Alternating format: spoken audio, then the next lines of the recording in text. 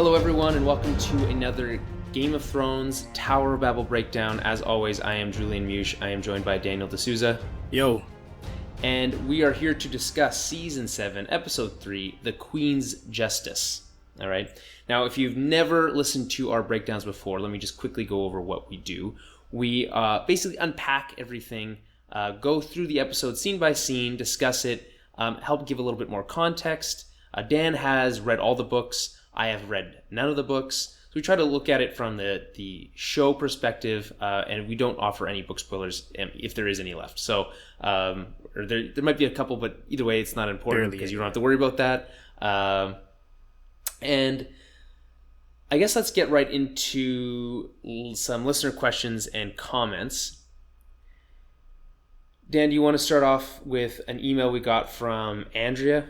Sure. I will. First, I just want to make sure our listeners know I've been traveling. I'm staying at my cousin's house right now in Tampa, Florida. So the house is kind of full of family. If you hear any background noise, that's what that is. Oh, right. That's a good point. There's, children and dogs here. There's some things I can't control. So please bear with us. Yeah, that's fair. People have mentioned that our audio has gotten better. Dan, you have a new microphone. That's why I feel so bad. It's like we just got it fixed and now there's this. Well, I mean, it's not much we can do about that, right? Yeah. I mean, but we'll do our best. I'm sure editing and all that kind of stuff. Yeah. All right. So go ahead. So Andrea left us a nice. Andrea has been emailing all season. She's awesome. Too many questions to include right here, but one that sticks out to me was that they made a point of showing. This is talking about this episode 3. That they made a point of showing Sam and Jorah shaking hands. Now, do you think that's a sign that Sam could get grayscale and possibly die before he's able to tell Jon whatever value information he's going to discover at the Citadel? Sorry, are you asking me or no? That's her. She's asking us that. Okay.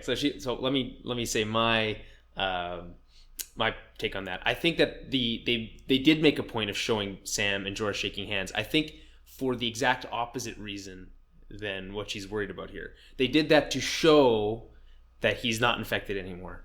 At least that's how I interpreted it. I don't know, Dan. How did you interpret it? Definitely, it was more a show of respect, and obviously Jorah saying thank you.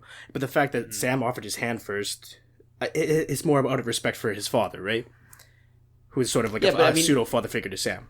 But we also, but I mean, it's more than that. They obviously are addressing the fact that he had a contagious disease, right? Yeah, and Sam's willing to touch him. Exactly. So he's confident in his abilities, which should give us, and then besides the fact that the Archmaester had said he's cured, sent him on his way, all that kind of stuff. So I think that you're right, Dan. It had that other context, but I think a lot of it was to dispel the idea that, hey, don't worry, he's not infected anymore. Relax. I think it'd be a strange thing for that to turn out that turns out he's infected Sam, and the valuable information that he is going to get, he's been sending via Raven, at least, right? So far, yeah. And grayscale doesn't just instantly kill you, so I wouldn't worry about him not being able to get that info to Jon.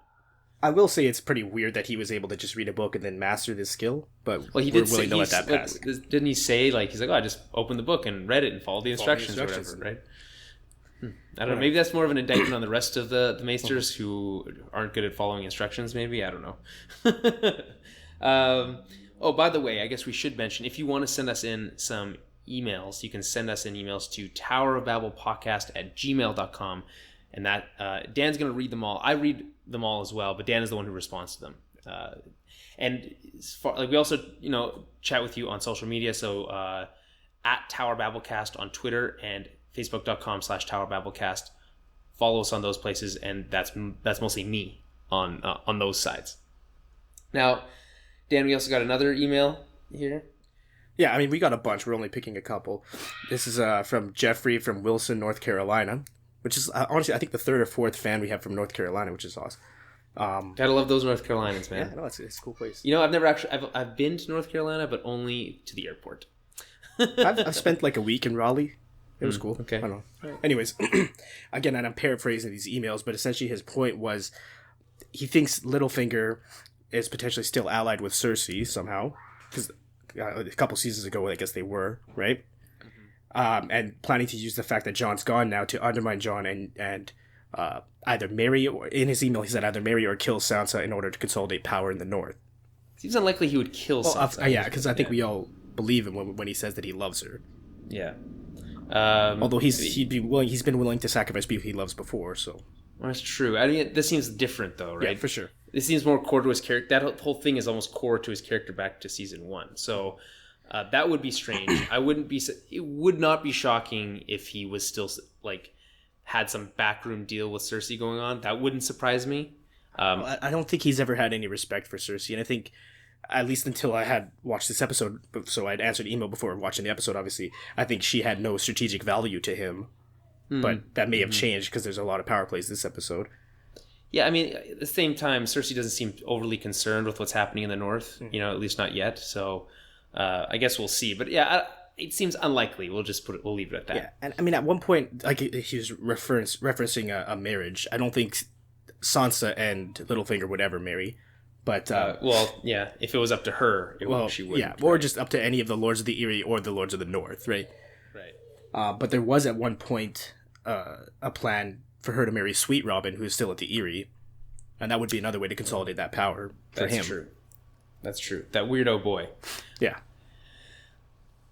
Now on Twitter, we had a couple comments, and we got a couple from John Bennett, friend of the show, longtime listener. So he asked, so if Bran is the three-eyed raven and sees everything, do you think that he will expose Baelish for basically getting Ned killed? And he follows it up with saying, would he have to go back to that specific time to see Baelish betray Ned? Or I'm kind of confused at how this whole three-eyed raven thing works.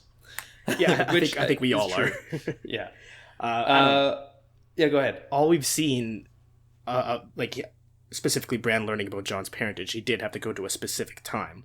Now, it's clear that he's been doing some other sort of mind training while he's being tobogganed across the north. Okay, yeah, good choice of words. Wait, by the way, this is a sidebar. Did you know here in the States, or at least in the southern states, a toboggan is like a beanie, like a knit cap? Oh, but they already have a weird name for a knit cap. That they don't call it a toque, right? So that's weird. In Canada, we call them toques. Here, they call them toboggans. I just thought that's ridiculous. Nope, that's I know. They don't even need them there. It's insane. Anyway, neither here nor there.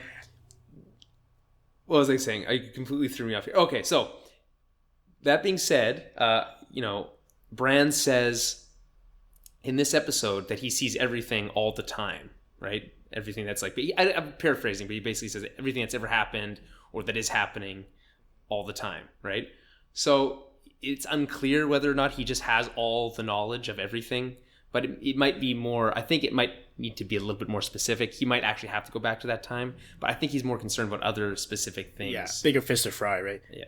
That being said, he might like do a fast forward of Baelish's interactions with the, with the fact that he's there, right? Mm-hmm. And Bran is the first interaction with him. So he might go, just quick, hey, what is this guy's deal? Just to kind of get an idea, and then that might actually come up. That's the thing, right? With Bran coming back, like it was such a quick little couple scenes that we don't really hear a lot out of Bran, right? He's like a zombie, right? I think other people have mentioned that.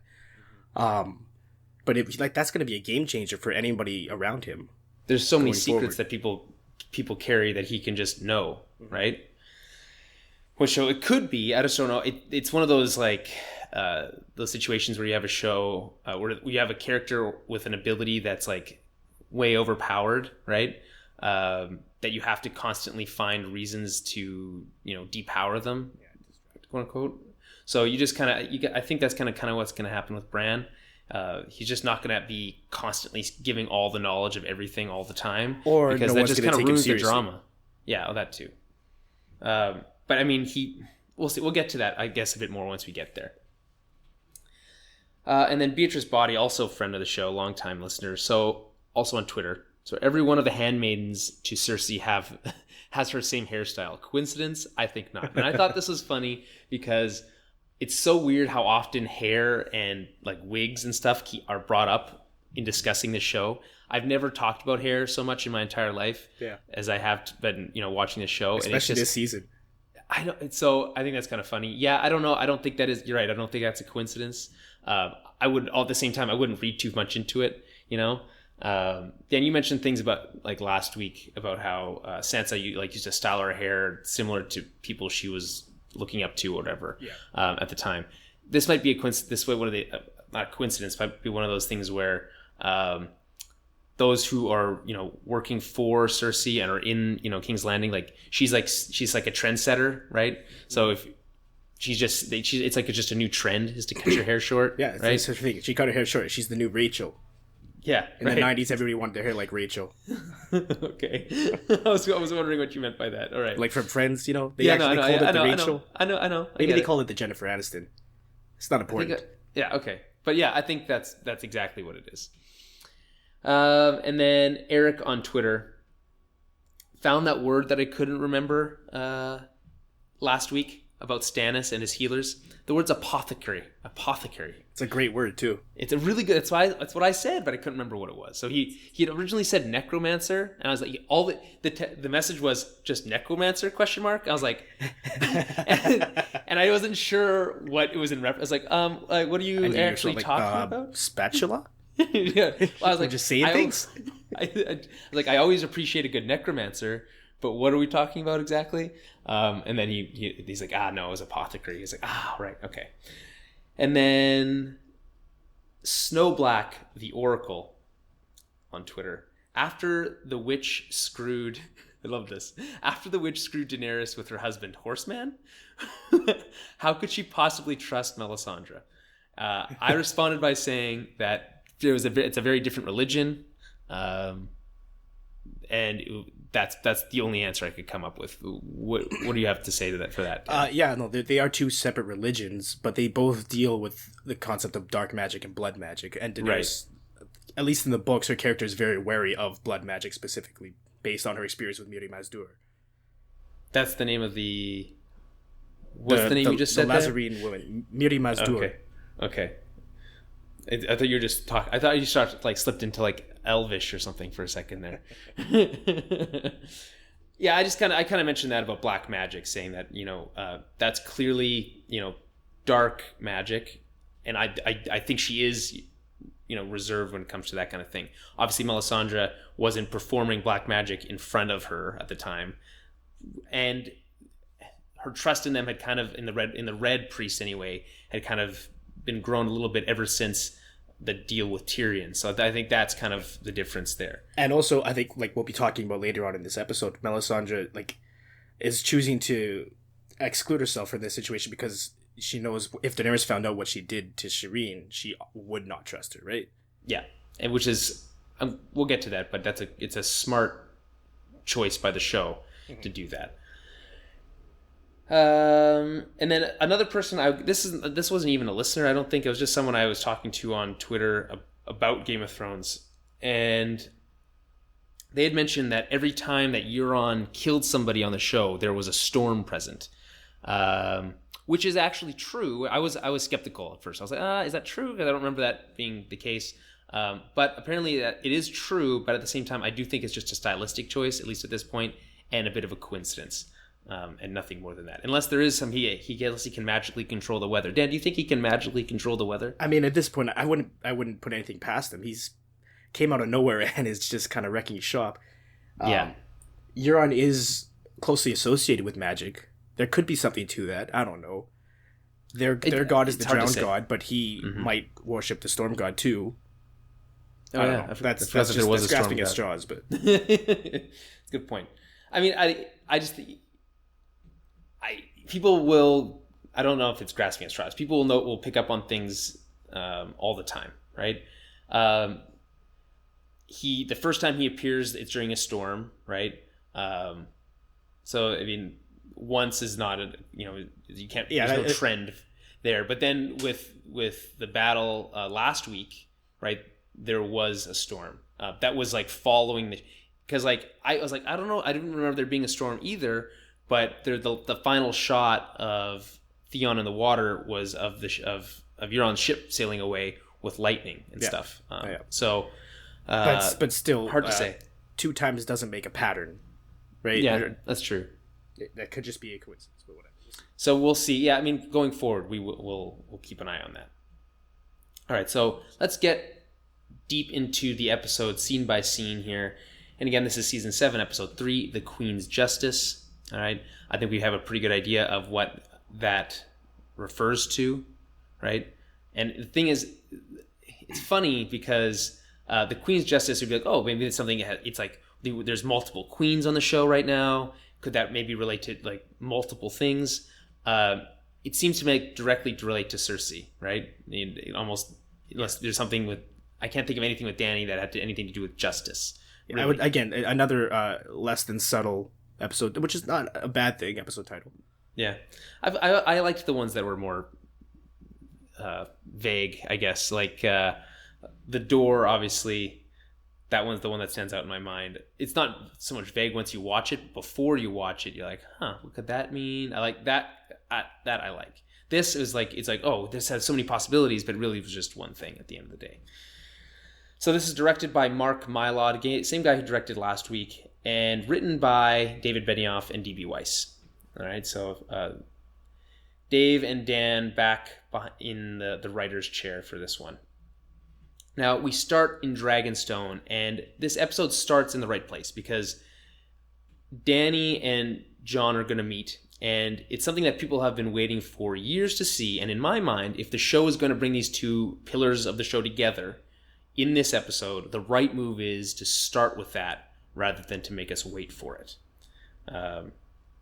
Only because from a TV standpoint, of course, it makes sense. It's another, like, I guess I'm just used to it. I'm not even gonna comment on it anymore. The teleportation thing. Yeah, you can't.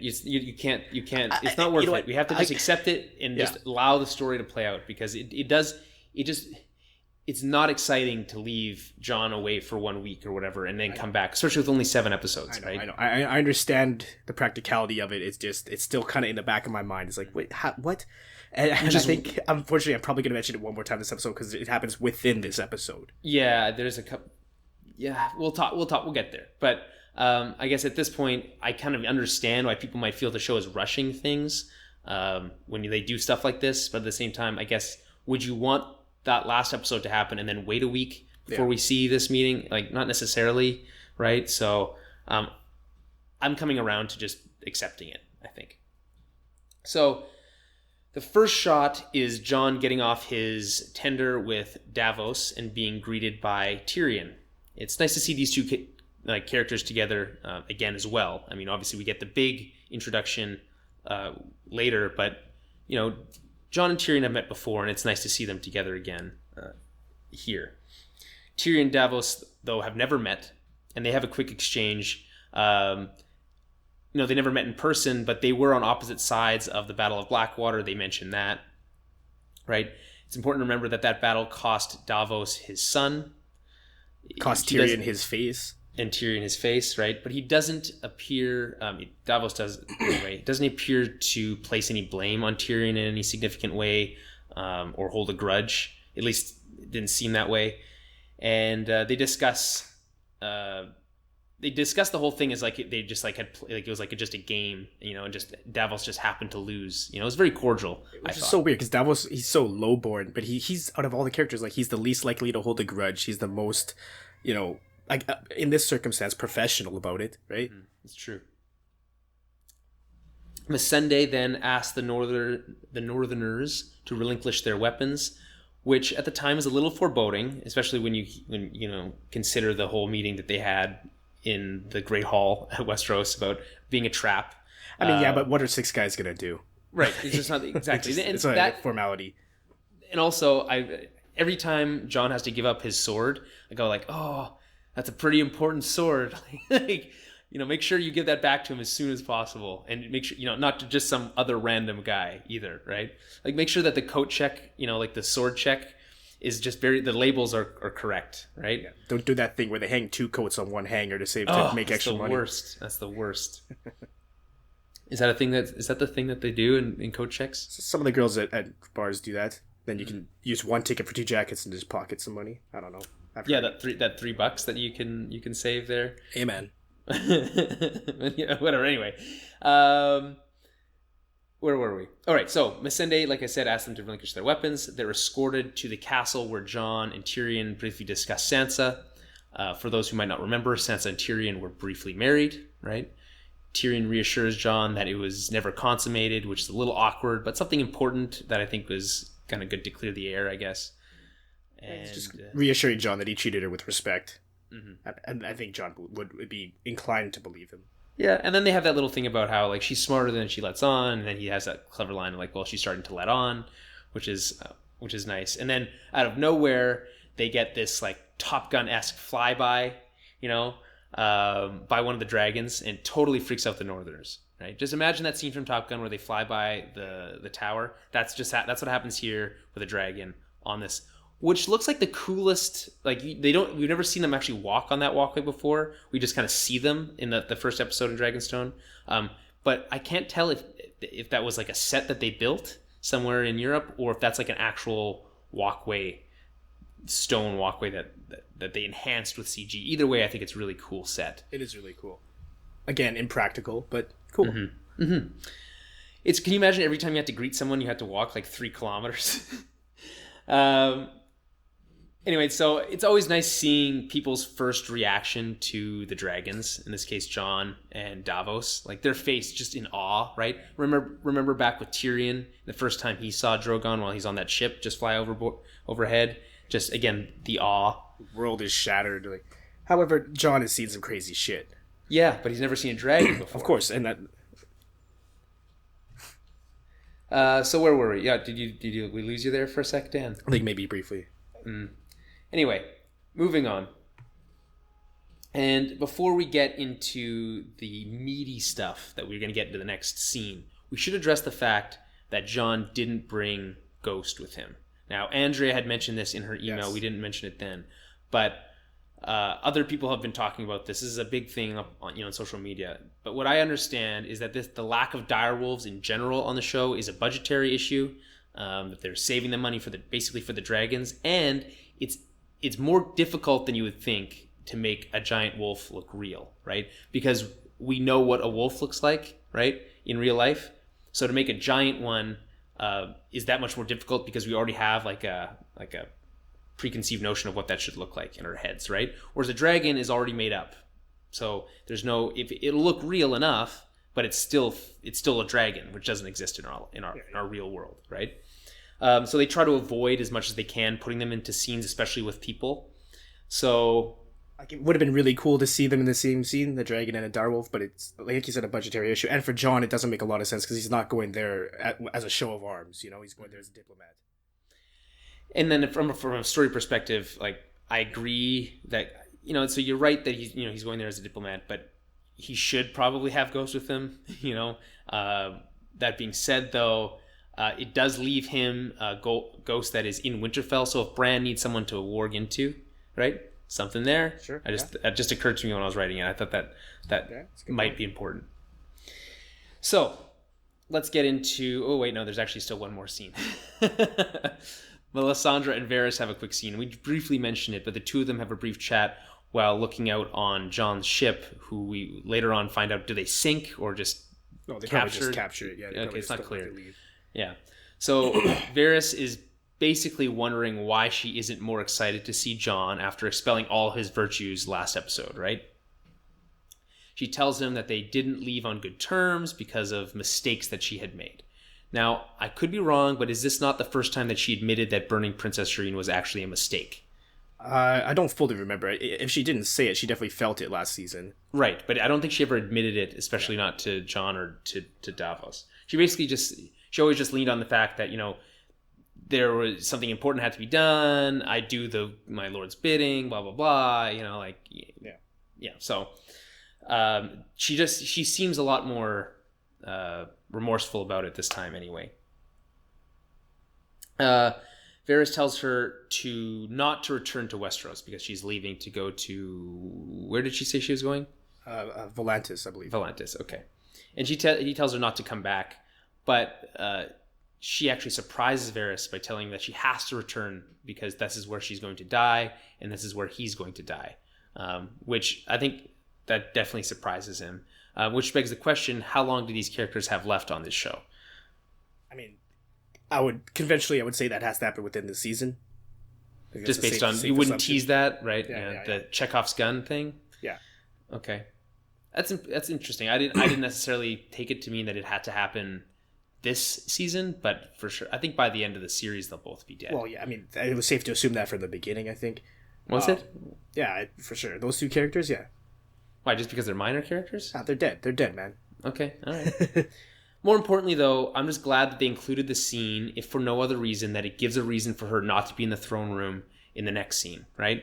Jon and Dany's meeting is very important, and to undermine that whole scene with the weight of her presence, especially with Davos, would be a mistake from a show creation standpoint. So her character needed to be gone. It also... Melisandre seems to understand that, like, as well from a character perspective, that she shouldn't be there. And she seems to understand that, which is, I think, is also good. It works. So, in the throne room, now this is where things get really, really exciting. Here it is, people. The moment we have been waiting for, arguably the show's two most important characters together in the same room for the first time, right? And the expectations for this kind of scene are through the roof. People have been waiting for years for this moment, myself included. And I have to say that I think this went pretty well, nearly perfectly as far as this first meeting can go, right? Of course, yeah. Yeah, okay. So I was characterization, they were both on point. Yeah, I thought you might be like, you were going to throw me a curveball. I'm like, no, I didn't like it. So the first thing that I notice is that she's sitting on the throne, something we don't see her do very often, and combined with her full title introduction, which we haven't heard in a long time, is clearly a power play, right?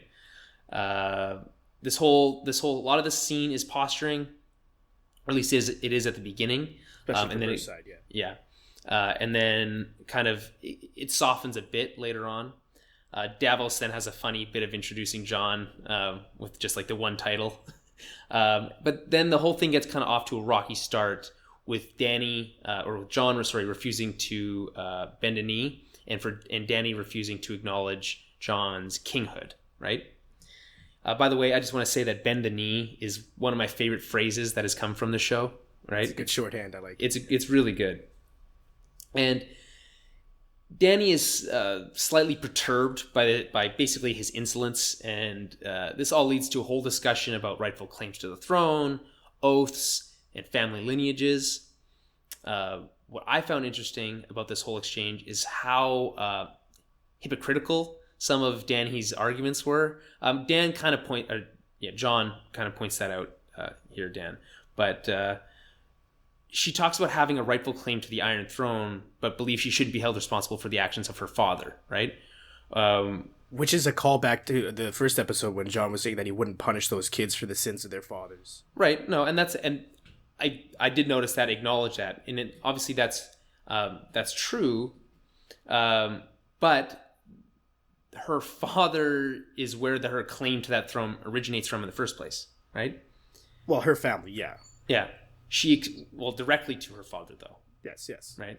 She expects Jon to honor his ancestors' oaths, but refuses to acknowledge how her family betrayed those same oaths, which led to Robert's rebellion, right? Which got this whole thing started. Yes. So I just think she's got these kind of like, she looks at it from clearly one-sided point of view, and they do talk through these things, which I appreciate, but a lot, like, at least to start off with, her posturing, quote unquote, is super hypocritical, at least in my opinion. I don't know, what do you think of that stuff? No, it definitely is. It's just, we talked about this last week, that she is becoming more the queen, the conqueror, like, just in terms of the way that she talks to people, right? Tyrion and Varys last week's episode. I think for Daenerys, this is essentially the moment she's been preparing her whole life for. She's heard these words through Viserys and in her own head about how she is the rightful queen. This is her family. This is her birthright. Blah blah blah. So she almost, like, she can't not approach it from that angle, right? So I think later on in the episode, she starts to soften and see. I try to get to know Jon a bit better, and at least see things from his perspective. But initially, she has to be the Targaryen, the conqueror. Yeah, exactly. I get it. I understand it, but I would hope that she would have been able to kind of understand that who she's talking to here, right? And she even brings up, like, she knows, she's been coached. Obviously, Tyrion's gone over about some of the history there. and that's important. A lot of history is brought up in this interaction between their two families. Yeah, I love that they mentioned Torrhen Stark, the king who knelt. Is that what they call him? That's his name. Yeah, he's the king who knelt. That's kind of a shitty name. I know it's not. Well, he saved the North. Yeah, well, better than that than getting burnt alive, right? Like that's the whole reason he did it. He witnessed what happened on the Field of Fire when Aegon had all 3 dragons destroy the Lannister and Tyrell armies, and so he's like, nope, okay. Screw that. Now you mentioned that like she has to be the queen or whatever. She does this thing a lot. Dany does, where she talks a big game, but it puts her in an awkward situation, like just this having to project thing.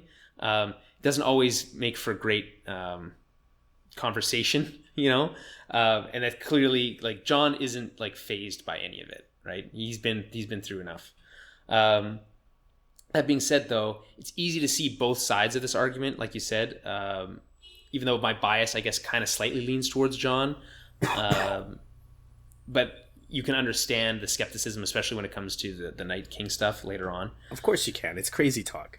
Mm-hmm. So over the preceding conversation, Dany goes over her past and tells him about, like, very quickly, tells him about all the ways she protects her people. She even goes as far as to apologize for what happens to Jon's family. So it does kind of soften the conversation a bit, which is good. They're able to kind of get down to brass tacks a little bit. She also has this weird speech about putting her faith in herself, which I thought was kind of a bit strange, you know. Again, that's what her character thing eventually went to. Like, definitely not at first. She was this shy, scared little girl, but she became that. But do you think that? But I get that. But do you think that bit of again, posturing is like, does it fit in this conversation?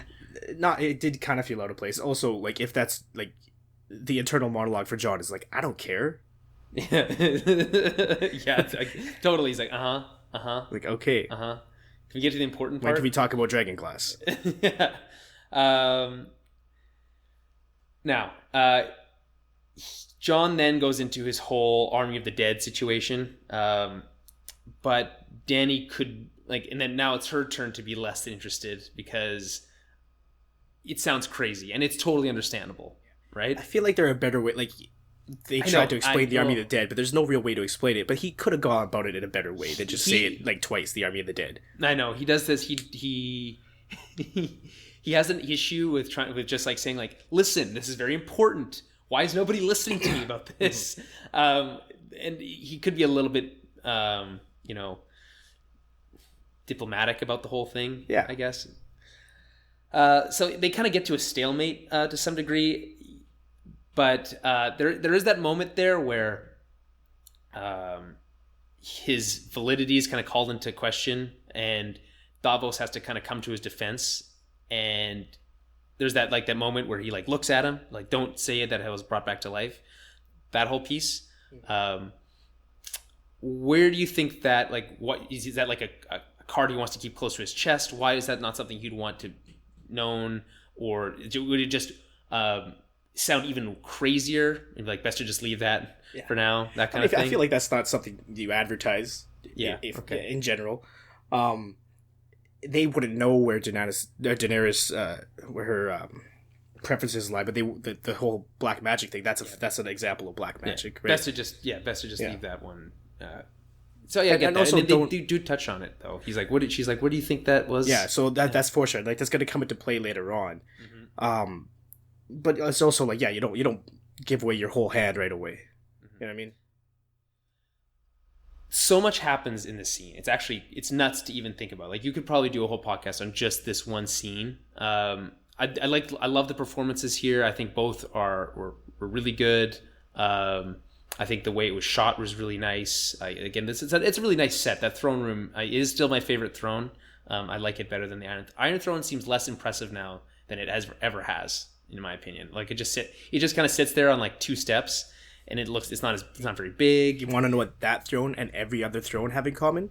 They just sit there. Okay, you know what, Dan? I don't want to hear it. I'm just trying to defend my stance on that. This throne is my favorite All right, it's fine. One thing that we never see in the series that I think would be cool is the sea stone chair that's in the Iron Islands. They keep calling it the Salt Throne in the show. Those bastards. Yeah, I think I always presumed that chair that he sat on was just Balon. Yeah, that Balon sat on was just like his throne. I'm pretty sure we have seen it. It's just that fancy chair. No, I think that was just like their study or something. I don't know. We'll see. Not a big. I don't think we will see. The only set on the Iron Islands was that room with the fireplace for a long time. Remember? Yeah. So, yeah. which presumed that the throne was in there. Just like the only room in Dragonstone was the map room and Shireen's bedroom. Okay, so we should actually, I guess, mention for those that are shipping Jon and Dany, I guess it's less weird than those who are shipping Jon and Sansa. But based on what we know, it is still kind of weird. All right, let's be honest. Even if I think it's still very possible. All right. It's weird, but at the same time, like later on this episode with Jaime and Cersei, like that didn't even like faze me anymore. Well, I mean, it's because we've seen it so often, right? Yeah, it's just how it's meant to be. Yeah. Well, I don't know about that. In the show. Okay, in the show. Come on. Right. There is like they have that like thin line between love and hate thing down pretty well, right? There's some strong emotions at play, even if they don't really necessarily like each other yet. But I think like it could come around. All right. So basically, what I'm saying is I might not necessarily agree with it, even though I think it's still super, super possible, if not even likely. Yeah. Right. All right. All right. So, anything you want to mention about shipping? I try to avoid that kind of stuff as much as I can. Yeah, we don't get into it too much. I think that you're seeing even with this first interaction a little hint towards a mutual respect. I think so. They have similar goals, but again, that bend the knee thing is gonna be the. My metaphors are off. What am I? The wrench in their plans, I guess. Is that okay? I was actually trying to look for a figure of speech, and I got nothing. Yeah. Okay. Well, I mean, I guess it's hard to say. Like, it's clear that they were both doing a little bit of posturing. He was like, "Listen, I'm not coming here to bend the knee. My men put their faith in me. I can't just come here and just agree to help you win this war. Like, it's just I can't do that, right?"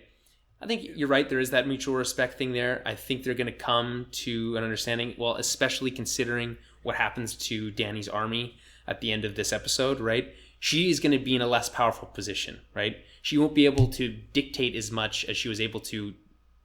The fact this whole meeting happened before she even finds out about what happened with the Greyjoys, right? So she is in her mind at her most powerful, right?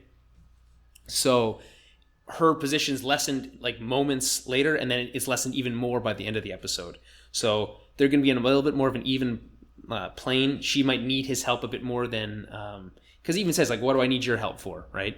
But I guess we'll see how that kind of plays out over time. But I think that's going to be an important part as well.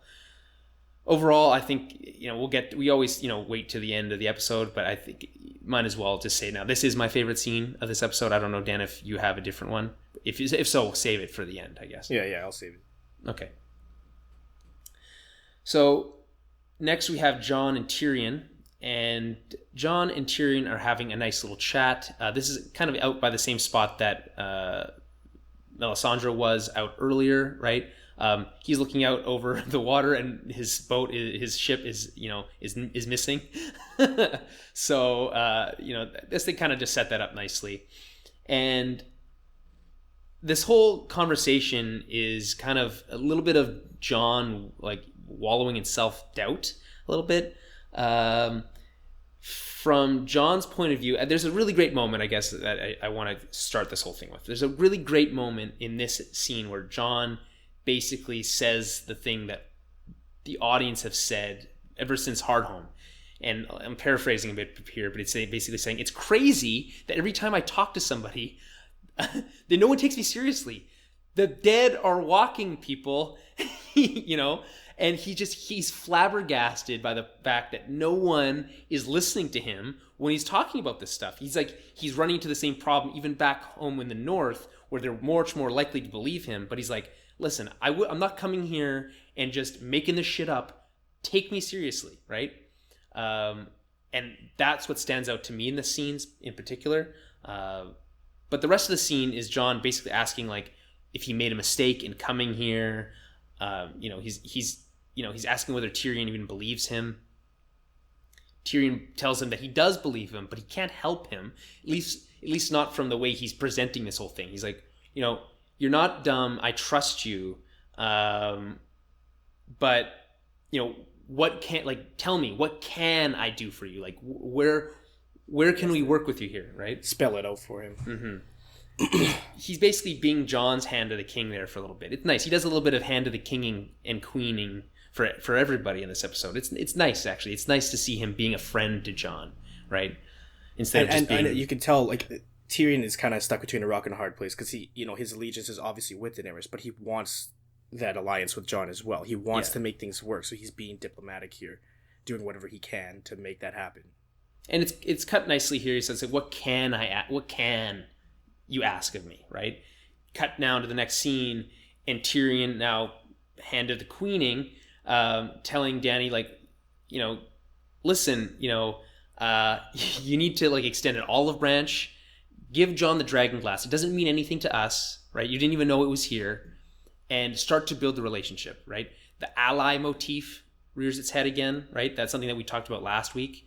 And obviously that's going to become much more important by the end of the episode, like we talked about, because of the situation that happens to her army, right? Yeah. He's going to be much more valuable to her next week than she was in this first meeting. And they've laid the foundation for friendship now with this thing. And it's just interesting because Tyrion would never do that for anybody else.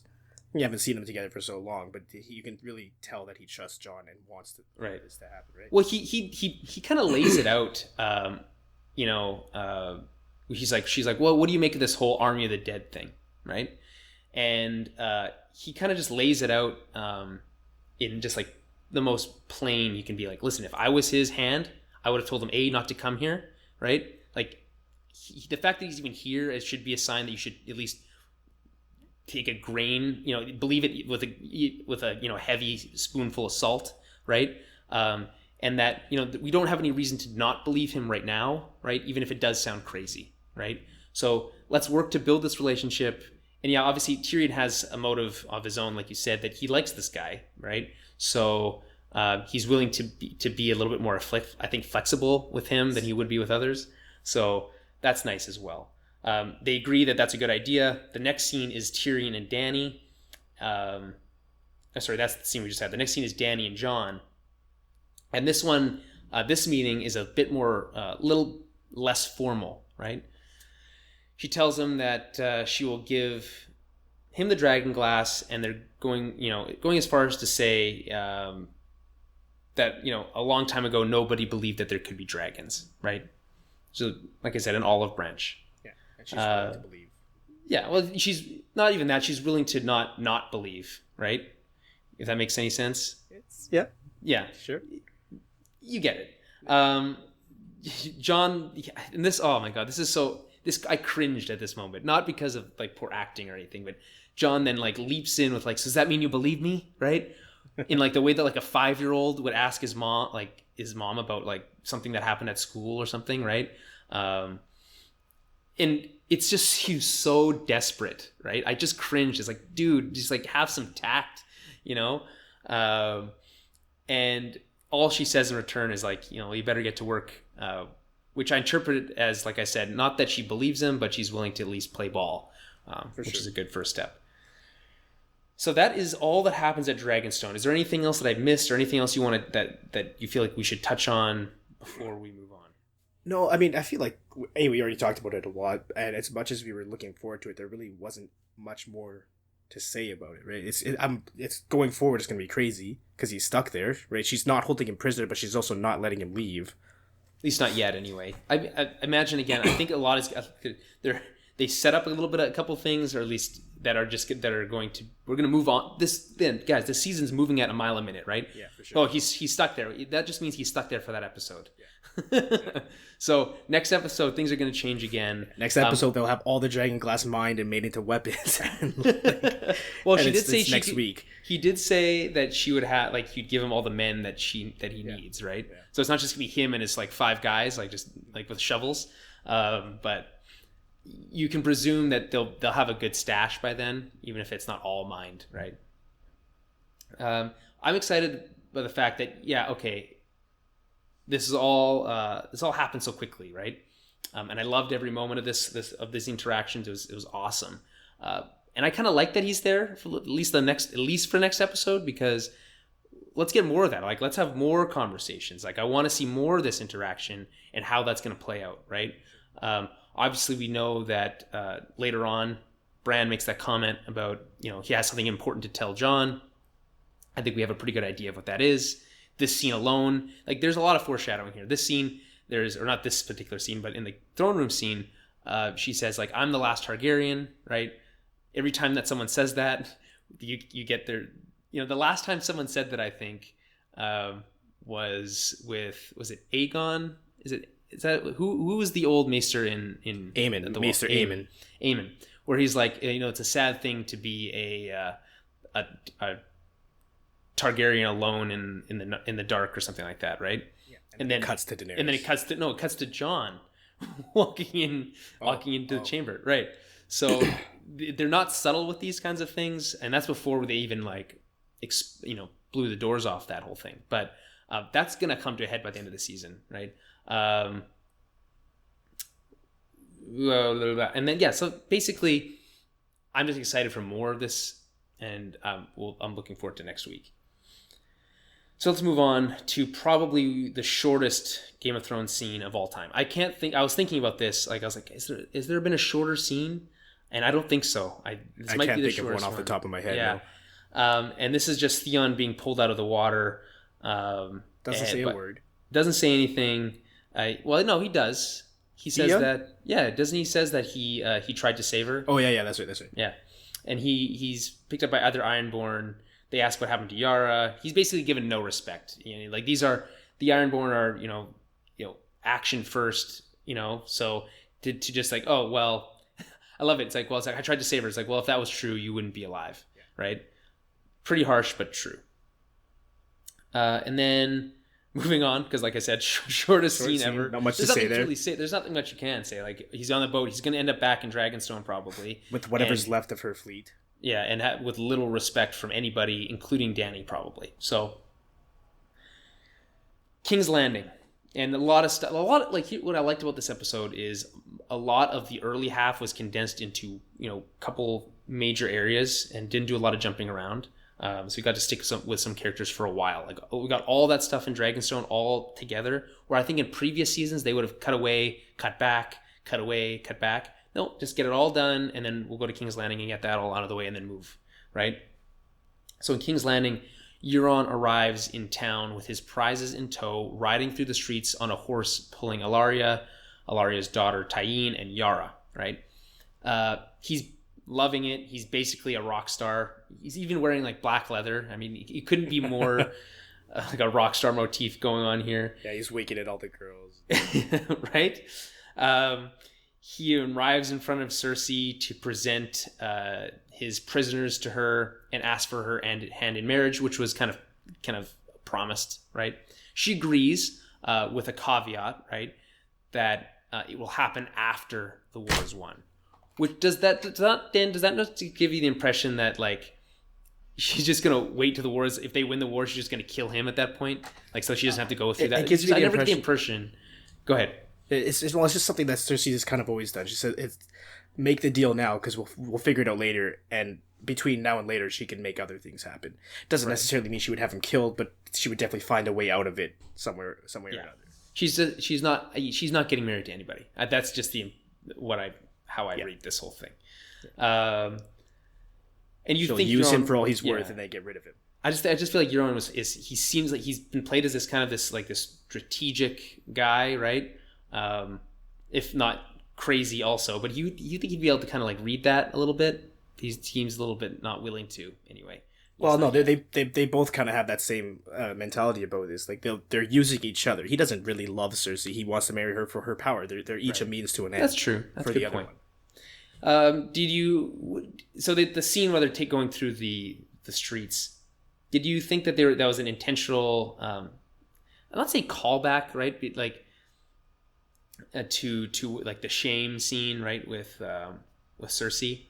But it's similar in that with the crowd, and then Jaime brings it up later with saying like, "Hey, yeah, they love you now, but only a couple weeks ago, they were throwing fruit at the queen." So, I don't know. Yeah, callback's not the right word, but it's the same. It's just to reinforce that they are a mindless mob, especially in King's Landing. The common folk will just any chance they get to throw rotten vegetables at someone, they will. Well, right? how else are you going to get rid of your rotten vegetables? Yeah, you're not going to cook them. You don't want to let your waste go to waste, right? Well, that's absolutely true. So Cersei shows off her generals. She's like, well, with Euron leading our fleets and Jaime leading our armies, everything's going to go swimmingly, right? And while that's going on, Euron takes a few more shots at Jaime, and most of these jabs that Euron has are actually pretty good, right? And I'm sure I would appreciate them more if I just didn't dislike Euron so much, Yeah, everybody kind of. Well, I don't know if I dislike him. It's still kind of neutral. I certainly do. I'm just more annoyed with him as how he was introduced and how he's become such an important player out of nowhere, right? That's still annoying me. But these jabs at Jaime about oh, what is she like in bed and stuff like that, he's really good at it. And it's getting under Jaime's skin. He's bristling at it for sure. So how do you think is that gonna? Obviously, that's gonna come back into play somehow, right? Jaime probably doesn't want Euron to marry Cersei, right? Of course he doesn't. Yeah. So if you were Jaime, how would you go about preventing that? I don't know. Again, Jaime and Cersei are at least on the same page in terms of winning the war first and figuring it out later, right? Yeah. So I think right now Jaime's focus is elsewhere, because he knows that he's not going to have to deal with Euron bedding Cersei until later. Yeah. But it might be like you say, it might be just straight up kill him, because who cares? Yeah. Depends on what happens to the fleet, if you still need that naval power, right? That's basically the only fleet left in Westeros after the end of this episode. Yeah. I don't know. It's hard to say. It's clear that Jaime doesn't like him, and that's obvious. That's gonna have to come into play at some point, right? So next we have the Black Cells, and Cersei goes to visit her prisoners, and we all have a pretty good idea that this is not going to go very well for them, right? Cersei has been on a roll lately when it comes to vengeance. The sept exploding, giving that septa to the mountain. And now this, which is pretty dark stuff, right? Cersei poisons Tyene in the same way that Ellaria poisoned Marcella, and leaves Ellaria to watch. And the thing is, as much as we dislike this move, it feels somewhat appropriate, even fair, if that makes sense, right? That she would go about it this way. Even it is dark, right? But she did kill Marcella for seemingly no reason. And even at the time, we're like, that's a dick move, right? Honestly, I was expecting it to be worse. I was ready for the first 2 episodes of this season. There were scenes where it was you almost had to look away. They were more gross scenes. This torture scene, I was like, oh god, I don't like this kind of stuff. But it ended up being not that bad. Yeah, well, it's still pretty bad. It's pretty dark, right? But what's going on over here? What's that? Sorry, my sister just brought me a beer, so I said thank you. That's a nice delivery. That's nice of them. Yeah, I got it all figured out. Don't worry. Anyway, I guess I think Ellaria does a great job, or the actress. I don't know her name off the top of my head. Indira Varma. Anyway, so she does a great job here, emoting without being able to speak at all. She's obviously gagged for this whole time, but yeah, I wasn't sure how to word it, because I agree that I think it was going to be a bit more gruesome, but it's still pretty fucking dark, right? Well, it is, once she starts describing how the daughter's going to die in front of her and then just sit there and rot, and then also just the fact that they're going to keep her alive. That's a form of torture in and of itself. Just being alive and chained up somewhere is insane to imagine, to wrap your head around that. Yeah. So I don't want I don't want to dwell too much on the specifics of the torture so much, as one particular thing in the scene that stood out to me was there's this moment where Cersei is speaking to Ellaria, and she's like, why did you take Marcella from me? She was mine, and you came and you took her, right? And And there's a moment of vulnerability that she has there that Cersei almost never shows. There's a raw emotion to that. She was almost going to cry.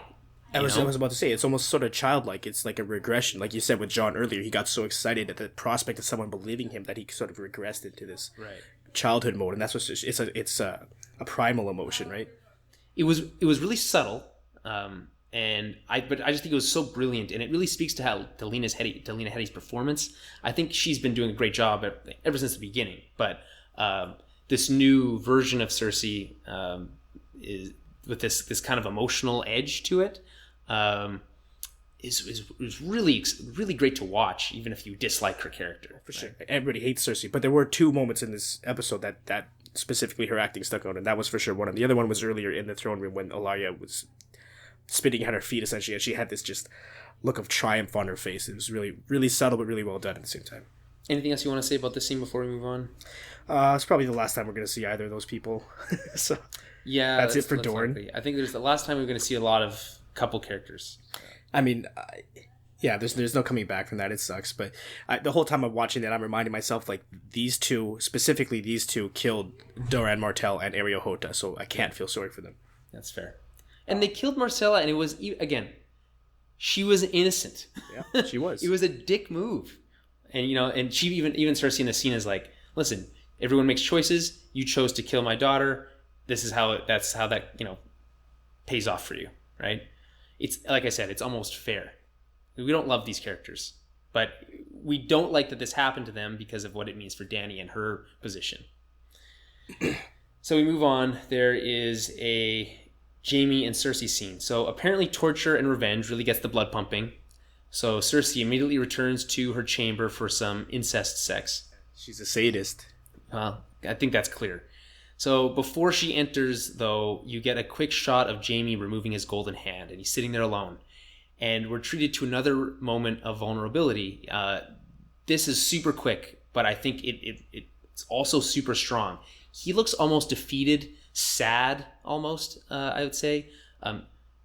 No one is around. He doesn't have to wear a mask. You really get the impression that he's just not happy, even though he's quote unquote has the things that he said he wanted. You remember all those speeches he had with the one that stands out in my mind is the one with last season in the tent with he had the prisoner. What's his name? Catelyn's uncle or nephew. Oh, with Edmure Tully, yeah. Edmure, yeah. Yeah, it's Catelyn's brother. And he talks about, like, it's hard to remember exactly how that. No, yeah, but essentially all he ever wanted was Cersei, more or less, and the opportunity to be free with her, which is what they have now, right? But he does not seem happy about it. It's small, and it's a glimpse into Jaime's psyche, and it's something we haven't seen for a while, which I liked. I liked it a lot. Anyway, when they wake up the next morning to a knock at the door, Jaime cautions Cersei on being caught, in the quote unquote in the act, but she doesn't care. She just opens the door, and then he even makes a remark about having to need to change the sheets, right? Which I thought was actually pretty funny, right? She's at the highest. She's at her peak right now, right? It's unlikely you're going to see her have more power or be in a stronger position than she is at this moment in the episode. Yeah. She's triumphant, but it's important to note that what Jaime loves is Cersei, or at least Cersei the way she used to be. But what Cersei truly loves is power. So she's this high because of outside things. He's like going through the motions because he has to be with her because he loves her. That's why he's depressed. It's like he's doing and saying things he doesn't want to do because he just wants to preserve her and their relationship, and she doesn't care about that because she's too busy trying to get more power, even though, like you just said, she's at her most powerful right now. Well, her position improves slightly by the end of the episode, definitely, right? More than slightly. At that point, though, again, I think it's likely that's as high as we're going to see Cersei. I mean, people are have been asking, like, what are the chances she actually wins this whole war, right? I think low, or even if she does win, it's not going to be like something else. There's going to be more to it than that, right? But you have to think that this is the point where she's going to get a little bit too big for her britches and might make a critical error in the next little while. It seems possible. She's been batting 100 so far this season. We'll see what happens. It seems unlikely that every possible strategy she has is going to work perfectly, right? It's batting 1,000, not 100. Yeah, I think that. Yeah, you don't watch a lot of. I was going to say basketball. Ooh. We're in the same boat now. Baseball. So there is also another really quick scene. This is with Cersei and a banker. So it's the same banker from previous seasons. Yes. So we had a brief scene, and it's, again, very brief. And the debt plot line, which has been largely ignored now for the last couple seasons, seems to be coming back, I guess. Basically, he's telling her that the kingdom owes money, and the bank will back whoever they think is more likely to get their money back, right? And she makes a little comment about, like, so you're just betting, right? And that's exactly what's happening. And it certainly seemed like she convinced him to take her side, right? In this conflict, which it just seems like, where is this? Like, it's just coming out of left field here. Like, we haven't talked about the kingdom's debt since, like, Stannis went over to Braavos in, like, season 4 or so. Whenever, I don't even know what season that was. Maybe season 5. I think Mace Tyrell went over there more recently than that. But yeah, you're right. It's. I don't think we have talked about it for a while. It's something to remember, though, because winter is here. They need to ration. They need to store as much food as possible. That's where the money's going to go. So obviously, it's been a long time since we've dealt with this. So this is all kind of confusing to me. And obviously, finance is not my specialty. But what does this mean for the conflict and how this is going to play out? You might have a better idea. I don't see how banking from the Iron Bank helps anybody in a military sense. Because we're not really at you have to make armor, I guess. You're always making swords and whatever, but you're not hiring armies anymore, right? The sellswords are done, more or less. Yeah. So it's more about storing food, like I said earlier. I have something else to say about this. I don't know. Okay, so say it. Anytime they mention someone from Braavos, I'm like, oh, maybe that's Arya going to kill Cersei, but that's just a minor thing. That's true. Oh yeah. Yeah, it doesn't. That's probably not what's going on. But no, it's definitely not in this scene. Yeah. The only other thing I would say about this scene that I found weird is they talk about the slave trade, and I don't think anyone from Braavos would ever trade in slaves because it's a city founded by freed slaves. That's true, but they've also kind of painted these bankers to be pretty shady characters already, right? Yeah, but they wouldn't have been allowed to do business in Braavos and be this successful without. That's true. I think that's a good point. I didn't consider that.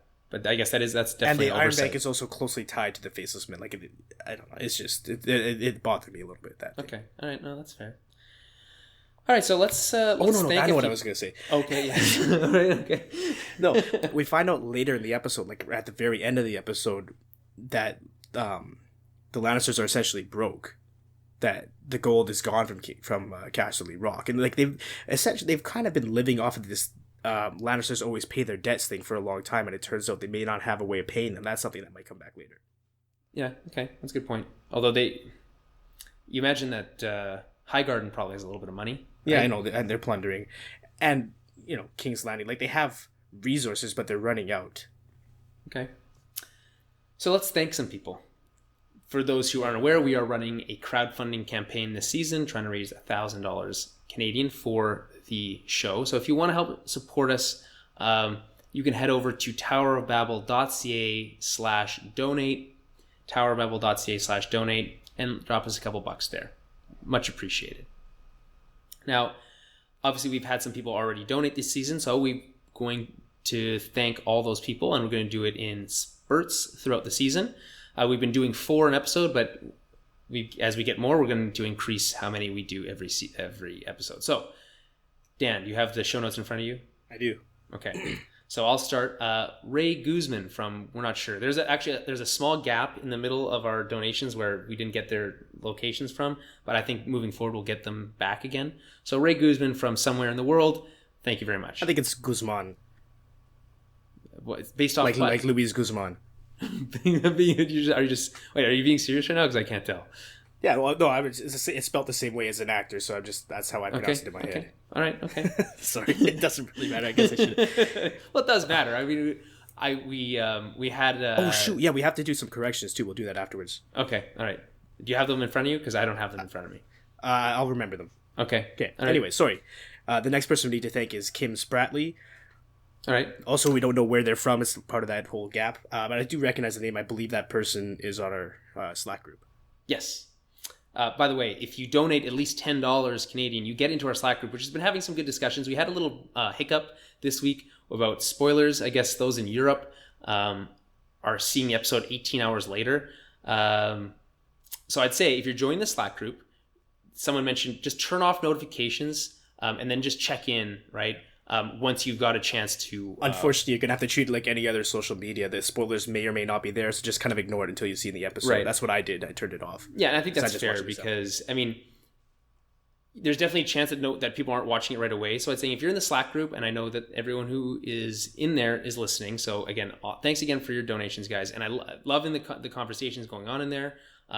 It's been all good so far. If you're worried about spoilers, I would say just turn off the notifications for that, just so you don't get spoiled if you're not watching it, live at 8 o'clock Central Time. I don't know, that's when I see it. But if that's not a big deal to you, obviously, join the conversations anyway. But obviously, spoilers are huge. Like, they're important. I avoid them. So if I don't get a chance to watch the episode on time, I just check in later. I think that's the best way to go about this, right? Just because it's hard to know when everyone's watching it. So just treat it once the episode's gone live, treat it like Dan said, like any other social media, and then check in later. I think that's your best bet. Now, so who else? We have Cliff Fewings. Now, Cliff is a friend of mine. I used to work with him. He lives in Edmonton, formerly of Winnipeg. Friend of the show, longtime listener. Thanks for the donation, man. Much appreciated. Thanks for your support. Next is Max Minardi from Chico, California. Yeah. Chico, California. Also a longtime listener as well. Again, yeah, huge thanks. And then James, I should have let you do this one. Menich? James Menich. Menich? I think it's Menich. I'm going to go in with James Menich from Akron, Ohio. So again, thanks to everyone who's donated. If you want to help support the show, head over to towerofbabel.ca/donate. Okay, that's your best bet. Right. And then we have 2 corrections from the thank you part of last episode. Hopefully we don't have any corrections next episode. We may have got some names wrong, so sorry about that if we did, guys. The first one is Lane Scherer.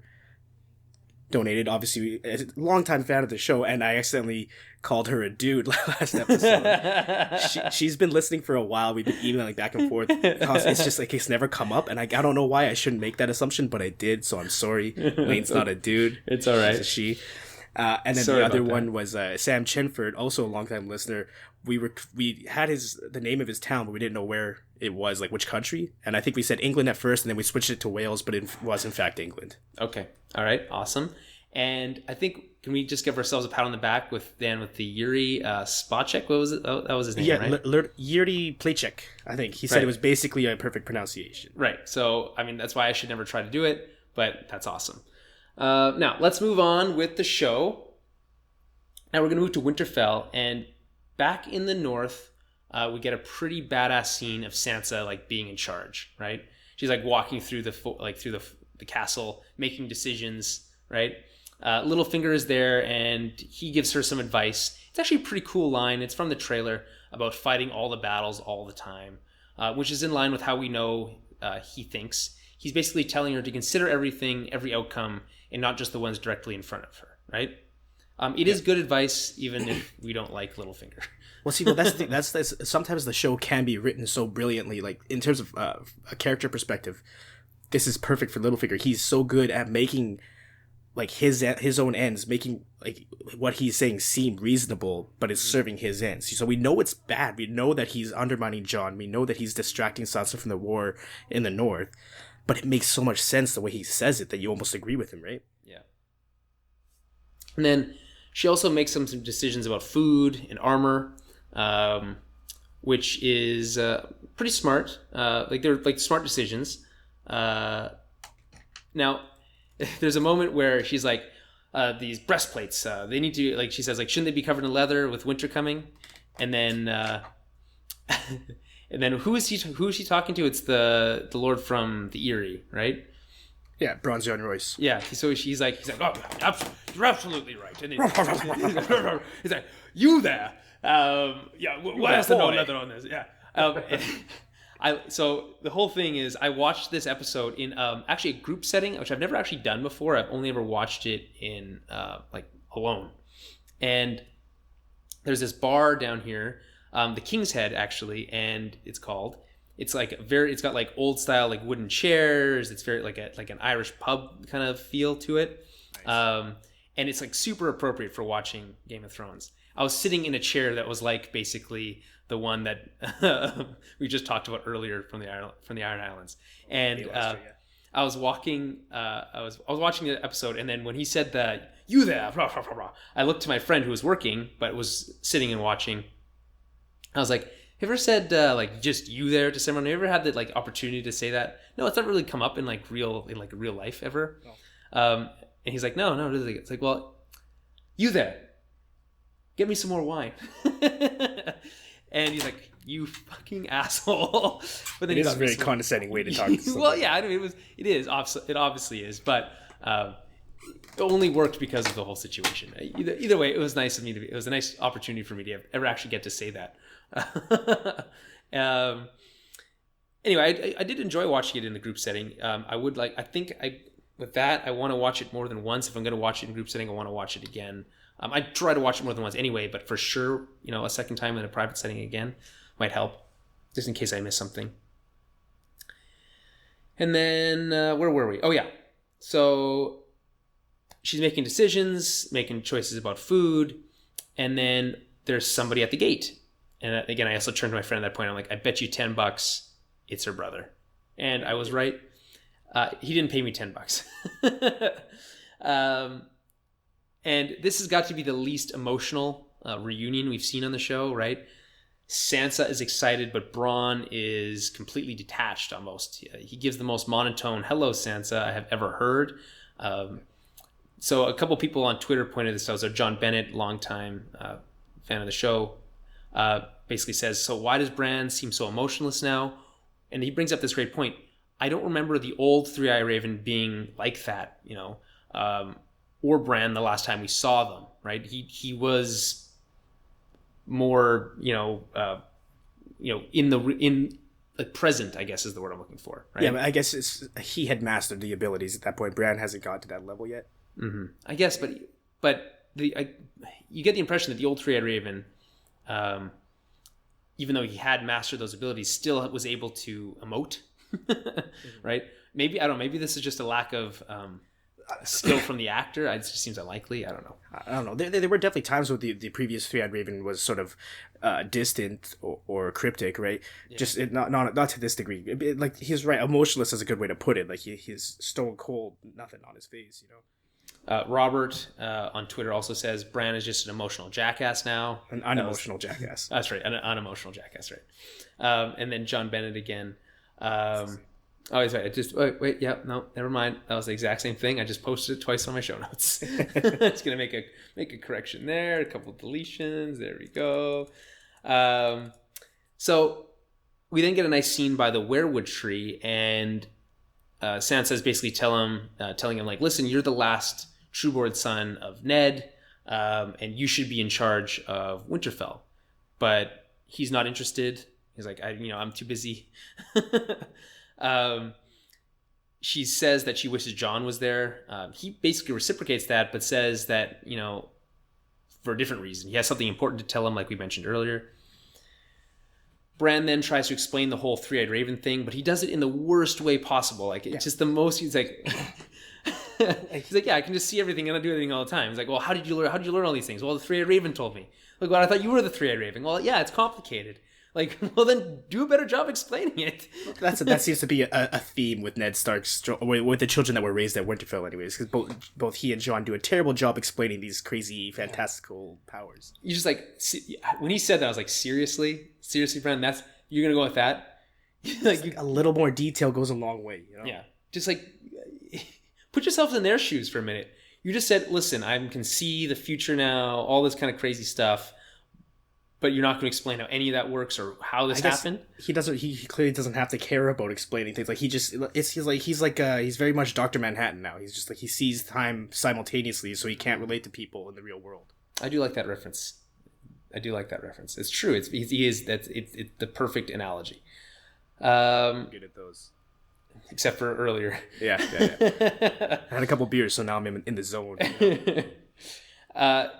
There's a moment, I guess, where he's trying to relate to Sansa in some way. It's unclear, but he basically says stuff that he should know about her wedding at Winterfell, right? And that he wasn't present for. And telling her how she looked beautiful in her wedding dress. And this obviously is upsetting to her, right? It's an upsetting night. The fact that she even knows any of this stuff is upsetting, right? Overall, it's a super sad scene. We're watching Sansa come to terms with the fact that Bran isn't the person he was when she last saw him, right? Yeah. How did you interpret this scene? What did you make of it? I don't know. It's crazy. Like people forget. Everybody assumed Bran was dead this whole time. So there's a whole other level to that meaning. It's like he was dead as far as she knew. She should have a million questions for him too. You know. Not just about how you can see things, but how the fuck are you alive? What happened to you? How did you get north of the wall? And he's just not interested in any of explaining any of that. So there's a lot of emotion there. Obviously, like you said earlier, it's one-sided because Bran is unemotional. I just hope he kind of sobers up and is able to talk to her next episode. Yeah, I hope so too. We also didn't get anything from who was his guardian again? Mira. Yeah, Mira Reed, right. We don't get anything from her, which isn't a big deal. I mean, obviously, this is the more important side of things, but her interactions might be important as well to maybe bring that out of him. She's been with him for so long, although you get the impression that she's kind of sick of him, don't you? I don't know. It's hard to. I think she kind of likes him. You think she likes him? I think she likes him. I don't think so. All right. Okay. Moving on to the Citadel. And over at the Citadel, Jorah is being inspected by the Archmaester and Sam. And the Archmaester kind of plays coy about how this kind of whole thing happened. He's like, oh, you're cured. And then, isn't that great? What a miracle. And then sent Jorah on his way, right? And we see that moment we talked about where Sam shakes Jorah's hand, which obviously freaked a lot of people out. And like we talked about, I don't think you need to worry too much about that. We could be wrong. Obviously, we don't know. But I think you're safe to assume that no one else is getting infected. Okay? Yeah. Jorah then tells Sam that he's going to return to Dany. And then he gets a new shirt. Guys, he's been wearing that same yellowish shirt since the first time we ever saw him in season 1. That's how it worked in the Middle Ages. You just had your shirt. You didn't have there was no American Apparel back then. You can't just go pick up a new shirt. No, but he's a knight. I mean, we've seen almost every other character in multiple outfits, right? Yeah.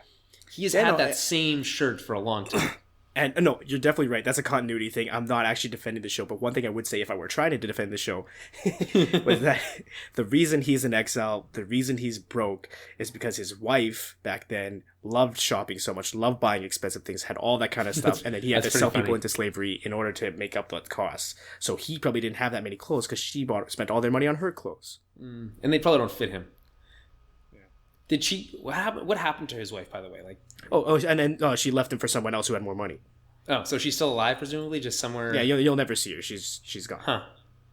Gold digger. Yeah, definition of a gold digger. Oh, that's the worst. Poor Jorah. Anywho, later, Sam has a meeting with the Archmaester, and this is another moment where I leaned over to my friend. He's like, "Man, he is getting expelled."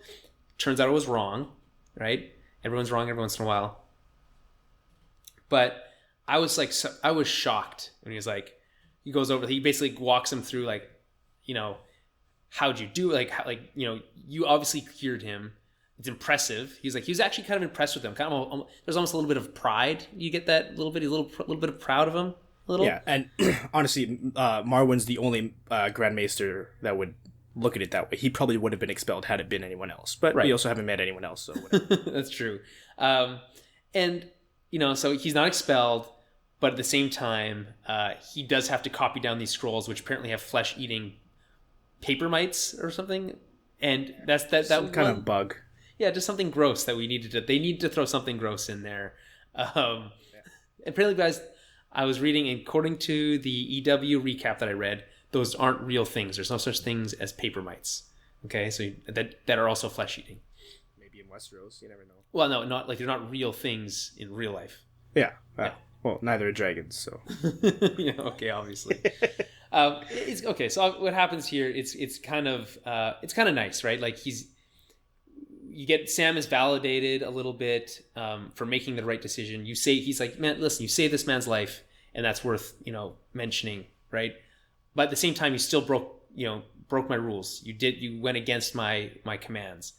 So, you know, you're still going to get punished. You're just not going to get expelled, which is good. He's not even being punished. It's more like, yeah, you did this great thing, but you still have homework, you know? Like, you just have to do your job still. Yeah. Not a lot to talk about really from Citadel. Well, it's kind of a cap on what happened last week. Yes, definitely. The only thing that excites me about this, the first thing I thought, like, Jorah's going back to see Dany. Jon's there. Jon's sword is there. That was supposed to be Jorah's sword. It's gonna be. Honestly, I'm not even thinking he's gonna try to steal it back or anything. It's just gonna be cool to see him react to that sword in someone else's hands. She's like, that looks so familiar, but the pommel's different. Yeah. Like, it's like, I could have sworn that was my sword, but it can't be. There's a wolf on the front. Yeah,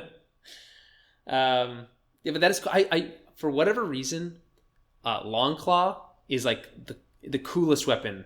I mean, it's got the coolest pommel by far. I mean, and obviously it's Valyrian steel and all that kind of stuff. But every time it's shown, like when he had to like give it up this episode or whatever, like I get worried about it, you know, like. So it's funny that you bring that up because you're like kind of on the same plane where you're like, he's gonna see that sword. It's all about the sword. Who gives a shit that Jon's there? The sword, and like the whole, you know, relationship that he had with his father, right? Although you get the impression that Jorah's kind of resigned to the fact that the relationship that he had with his father was like ruined, and that like he kind of has to live with that, right? He's kind of like come to terms with it, right? Well, yeah. After Tyrion told him that his father had been killed, Jorah he mourned. Then there's nothing he can do about it now. He's single-minded in terms that he's focused more on Daenerys, I think. So let's move on. Yeah. So over in Casterly Rock. Now, I could be wrong. This is the first time we've ever seen this castle before, definitely, yeah. Right? And it's getting sacked, right? Was it on the opening credits? No, it wasn't. I went back to look. Neither this nor Highgarden were on the opening credits. That's bullshit, right? I know. And you pass right over both of them when you go to the Iron Liners the first time, and then you go up to the wall, and then you go all the way back down. Yeah, and they show Pike, but Pike's not even, like, that's not... Exactly. You go all the way down to Old Town, which means you pass over Highgarden, and you still put it there? Come on. Neither Pike nor the wall technically need to be in this episode, although the wall's going to be there no matter what. Yeah. Anyway, I guess while we're talking about the opening credits, have you heard about the theory about the opening credits? What's that? That the white section on like up by the wall is encroaching further south, and that like people are theorizing that because like the part of the water over by Eastwatch by the Sea is turned white, that like it's frozen, and that's how they're just gonna get around the wall by walking quote, literally around it. That would make sense actually too. But I don't know. I don't think that's the case. It would be a weird way of going about that, don't you think? You know, after all this foreshadowing we're gonna do, like, hey, guess what? The wall's not important. You can just walk around it. Yeah. Like you talk about Chekhov's revolver, and like the wall is the first serious one in the series. You can't just not use it. That's right. Although they did not use it. They had there's that sweet scene, you know, way back with like the knives that come out of it and all that kind of cool stuff, that battle sequence, right? So it's not completely wasted. But I mean, if it all comes down super easily, or you can just walk around it, like again, that would be cheap. So anyway, we're at Casterly Rock, and what I like about the scene is that it plays out like a scene from Ocean's 11 or something. I'm so happy you said that. I'm so happy you wrote that in the show notes, because that's all I was thinking while I was watching this. Right? Because they're just going through the game plan. Tyrion's walking them through it. They have the narrator explaining the plan while the plan's happening. It's like Ocean's 11. It's like a lot of Guy Ritchie movies, I was thinking. It's like I like it. It's a really awesome shorthand way of storytelling without having him explain it and then show it. Just do it all at the same time. It's really efficient. I would say it needs to be used sparingly, and I think it worked. It worked in this scene. This is one of the few times you've seen it happen when it's, at least off the top of my head, when it's not a comedic scene. Yeah, I thought you were going to use, like, a lot of the time they use it in the way that it's like, irony is not the right word I'm looking for, but to kind of to flip it, right? So they'll be going through the scene, and what you think you're seeing is what is actually happening. Yeah. But what they're showing you is what could happen. Yeah. Right? What's happening in their heads or what they're describing. Yeah. Right. Whereas I think this is actually what was actually happening. Even though at one point when they were putting up the ladders, I thought, like, well, maybe this is just kind of him, like, showing how this all could work. But it kind of seemed that way because they were getting their asses kicked, and he's like, "Oh, but there's another plan." Right. I think the idea was that was a distraction, so they could come in from behind. And I like that he kind of like, "Listen, I designed the sewers, so I had my own little room there. You even see a little bed. I like that nice touch." And he's mentioned this before. I feel like way back when he talked about having designed the sewers. Right? Oh yeah, it's a big part of his character development. Like, his dad wanted to give him a job because he was just laying around doing nothing, like some shitty kid. Yeah. Gave him this job that he thought no one would care about, and he ended up making the aquifers and the sewers 200% more effective or whatever, some bullshit. Yeah.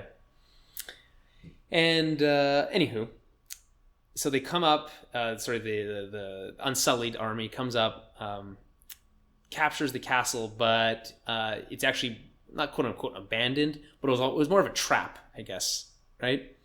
Now they have the castle, which is good, but now they're stuck there. Now they're being sieged by Jaime's forces, which is literally the opposite of what they wanted to do. No, right? They're being besieged by Euron's forces. Oh, Euron's forces, right? So here, okay, this is where you want to complain about the teleportation thing, right? So we might as well get it off your chest now. Well, no, it's not that big a deal. Again, not trying to be too negative, but you had Euron in King's Landing this episode, and now he's on the other side of the continent, which he brought us all his ships, so they didn't portage across the continent. they went all the way around. Like, it's just the impression I got. You don't want to see them sailing, but like for no reason, and that's a waste of time. But this is within the same episode. Come on, you know what I'm talking about. Right? I get you, but I'm actually more willing to accept this one because I don't think that Euron was actually there. I don't think he was at Casterly Rock. What, because it wasn't a storm? No, that's not why. Because it just doesn't make any sense. Because of what you just said. They've played fast and loose with like the whole teleporting thing, but he couldn't be in the two places at once, right? I know. So I think that was his fleet, but I don't think that it was necessarily in his plan. But I don't think he was necessarily there. I don't know. I mean, you did distinctly see his ship. The only one that looks different from all the other ships. Right. Like, and because we haven't been introduced to any of his other crew, it's weird to think that he's not there. Well, I mean, here's the thing. I guess we know that particular ship was basically in Blackwater Bay last week, right? Yes. So that is a little quick. I agree with that. I think you could have just avoided that whole thing by not having that one ship there, right? Maybe. But I guess they needed that ship so you could know that it was his forces. That's the thing. You needed to see the Kraken in order to get it. Although I think maybe most people probably would have assumed that. It could have made a lot of sense if he had some line about how they left half of their fleet at the Iron Islands. Because the Iron Islands are right next to Casterly Rock. It would have made so much sense, right? So maybe that's the case, but because they show that specific ship, I doubt it. Yeah, I mean, I guess that's... we just have to accept it. I mean, we just can't dwell on it. But that's how I'm gonna explain it. Is just that he wasn't actually on that ship at the time. The other thing about this, the timeline is a bit different. It's hard to that too. nail Like down. they are clearly skipping around, so that's fine. Yeah. the other thing about this, and this isn't necessarily a complaint, it's something we can actually talk about, is like, how did they even know that was going to happen? Well, it's not exactly, a seat of power. All the Lannister power was ostensibly, at that time anyways, in King's Landing and around that surrounding area, So do you, is it possible that there's a mole on Dany's side? I don't know. Or is it possible that once Euron captured Ilaria, Yara, and Tyene, one of them talked, right? Or somebody from their crew talked. All those things are possible, yeah. That's what I'm saying. It just seems so coincidental that they would have, this perfect plan that which is put in place that completely subverts Daenerys' perfect plan, right, which was already a surprise attack, right? But at the same time, Jaime is clearly a more superior tactician when it comes to than Tyrion? I don't know. With war, I think probably he's experienced in it. He's been doing that his entire life. Sure.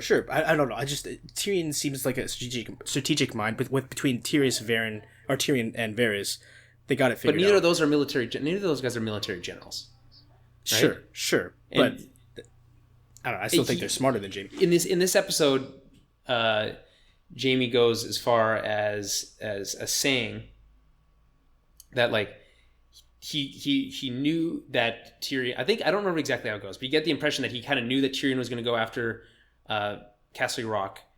Yeah, and already knew that Casterly Rock was just a symbol at that point. It had no strategic value anymore. So purposely left it to get taken, to force them into to force them to play their hand, right? I guess that's a good point. They did kind of reference it in that scene. So I'm willing to say that there's a chance that he was just outsmarted on this one. But there is also possible that there was a mole or that someone talked. I mean, and Jaime would know his brother. That's fine. It's just I remember when they were talking about the whole plan of half their army, going to get the people from Dorne and the other half of the fleet rather going all the way around to Casterly Rock. In my mind, anyways, I don't know if they explicitly said this, but it was like a surprise attack. Nobody would expect them to attack Casterly Rock. So it's just I don't know. It's impressive that Jaime was able to predict that, I guess. And then what else do we have? Yeah, I mean, I guess there's some pretty great action here with the Unsullied, right? There's that. Well, he's talking about why the Unsullied fight for her and all that kind of stuff, and you get all amped up, and then only to find out that it was all a trap, quote unquote, which sucks, obviously, right? I think it's just so funny that we see these two castles for the first time that are both getting sacked. We've never seen them on the entire show, and they're both getting sacked in the first time we see them. And so the next thing we cut to is Highgarden, and like I said, that is also getting sacked. And again, pretty sure this is the first time we're seeing him, right? You've never seen Highgarden before? No, I don't think so. I don't think so either. And so Jaime used the forces. He used the forces that he had at Casterly Rock, moved them over to take Highgarden. Along with some of them, you see Randall Tarly there, along with the rest of the southern armies. So that's important because Randall Tarly's there, and so is Bronn, by the way. I did see Bronn. Right, it's one of those problems with watching it. The screen is pretty bright, so I probably missed that. And which the callback Tyrion, the line that he said about how the Casterly Rock is impregnable, but as a good friend once said, "Give me 10 good men and I'll impregnate the bitch." That was Bronn saying that about the Eyrie in probably season 1. That's true. Good point. And that he's just in the episode, doesn't say a word, he's just there. But the fact that Randall Tarly's there means that the rest of the armies that would have been sworn to Highgarden are with the Lannisters now. Yeah, and that's why that battle went so easily. Yeah, it happened so quick. Yeah. So there's also a beautiful shot of Jaime marching to the top of the castle. And also part of it was used in the trailer where he's rounding that corner and the sun setting. It's such a fucking gorgeous shot. It's so cool. It looked so badass, right? And you almost to the point where you can forgive, because everyone's like, oh, we got to the point now in the show where the Game of Thrones can afford to show us battles, right? But this one, because it's kind of a surprise, right? They don't even need to show us. We just see the aftermath. He again, awesome, beautiful shot. Walks up to the top of the castle, and who is there but Olenna, right? And she's defeated. She has this. The greatest part about this whole scene is that we know this is the last time we'll see her, and even though she's lost, she's talking like she won, right? She goes down swinging, verbally, which is awesome. Yeah, and it's kind of sad that we're losing this awesome character, but she does get a really cool way to go out, which is not true for a lot of characters on the show, right? Yeah. What happens here? Basically, they have this conversation about, talking about, Cersei just being like the worst, right? He says like, she's going to be the end of you, all this kinds of stuff. Again, I think, you think that's foreshadowing, or is that just her kind of? I don't know if that's necessarily jabbing? foreshadowing. I think enough people have said it that they don't need to foreshadow it. I think a lot of us are assuming that at this point. I will think it's interesting you get a little bit of Jaime's perspective in that, like, yeah, she's doing monstrous things right now, but 20 years from now when we've won, no one's gonna care. No one's gonna think about that. Yeah, it's a good point. It's interesting that the way that he can sort of rationalize around what she's been doing. Yeah. Do mental gymnastics to make it work. Exactly. Right. And so he says, like, listen, you obviously defeated, right? And she's like, so how's it going to be? You're going to chop off my head? What's it going to, how's it going to go? Right. And Jaime says, like, listen, Cersei wanted to do all these terrible things. I talked her out of it. Right. And we're just going to go with poison instead. Right. Now, do you think he actually talked her out of it, or is this just a decision he's made? It's hard to say. Often in the series, it's mentioned that poison is a woman's weapon, right? So I think it's perfectly conceivable that Olenna Tyrell would poison herself. So maybe he's just covering his tracks, trying to make it look like she committed suicide rather than admitting to Cersei that he didn't get her, or having to perform any crazy thing that he doesn't want to do, right? It could be either or. I don't believe that Cersei would grant her a merciful death. So that probably has a lot more to do with Jaime than Cersei. Yeah, I also got that impression, which is why I'm like, I think it's one of those moments of Jaime, trying to maintain a high ground for himself, at least. Doing what he can, yeah. And so he pours the poison into the cup, hands it to her. I love that he's like, is it going to hurt? And then she just gulps it down, right? Yeah. Very cool. Once she's ingested the poison, she admits to having killed Joffrey. That's huge. Yeah, and he tells him that she wants Cersei to know it was her. And it's just crazy because Cersei has just assumed it was Tyrion forever, right? So ever since it happened, if Tyrion killed her son, blah blah blah. She says this to him, is like, listen, I killed your boy, right? She says other stuff about how he was terrible and he was just the worst, right? He really was a C word. Yeah. And how do you but Jaime knew that too, right? No. Jaime knew that he was the worst. He did. Oh yeah, for sure. Yeah, but it's still his son, right? I don't think he ever really loved Joffrey, but it's still. What's the how do you read how Jaime reads this thing? It's very strange to me. Jaime's one of the most complicated characters. I think we've said that a million times before. I remember when Joffrey died. This was season 3 or 4. I can't remember which. When Joffrey died, when Jaime finally made it back, he didn't really seem to care that much, right? Yeah. He was just more focused on Cersei. That's where his allegiance lies. He doesn't care that much about the kids. I get that impression that again in this particular scene that he doesn't really care who killed who. He never believed that it was Tyrion. This kind of, if anything, it's kind of like, finally I have some. I can finally, I can take some blame off of him. While she's saying it, he does kind of bristle, or at least his eyes widen. But that could be more like, oh shit, like he's surprised, or that she played me, not that you killed my son, right? So there's a lot of ways to read it. He like you said, he's very complicated. I do love that everything with Jaime in this episode is just really good, right? Yeah. So. Yeah, that's basically it. That's it for Olenna, right? That's it. Again, we're heading towards the end of the series. Motherfuckers are dropping like flies. It's getting down to the point that it's just the Lannisters and the Starks, and then the dead, right? Yeah. Who else? And then Daenerys, I guess. Yeah. She deserves a spot there too, I guess. So, final thoughts, I guess. Favorite scene. I already mentioned it off the top. It was the Dany Jon throne room scene. I just think that there's just so much going on there. It's so layered. I think it's in a really nice set. It's just been so long in the coming. It would just be hard to ignore. That being said, also honorable mention to the scene with Cersei in the black cells as an honorable mention. But Dan, you said you had a different one. So what's yours? I don't know. I had a hard time. I still have a hard time deciding. Like, it was great to see Olenna go out like a boss, but that's not it. I really did enjoy the Ocean's 11's or Guy Ritchie style montage thing. I think it's just, again, we said this before about this season. They're doing a lot of, they're doing things differently. There's a lot of, weird stylistic choices that have maybe paid off in somewhat. I don't know. That montage with Sam was a bit much for me, but whatever. But no, honestly, for me, my favorite scene, what I got the most out of this episode was seeing Tyrion and Jon together again on that hill. That is a good scene. I love the way that those characters are together. How like in season 1, Tyrion talks about them being cripples, bastards, broken things, and how they can kind of relate to each other as sort of like the outcast. I love that, and I love that there is that mutual respect. So, all right, good pick.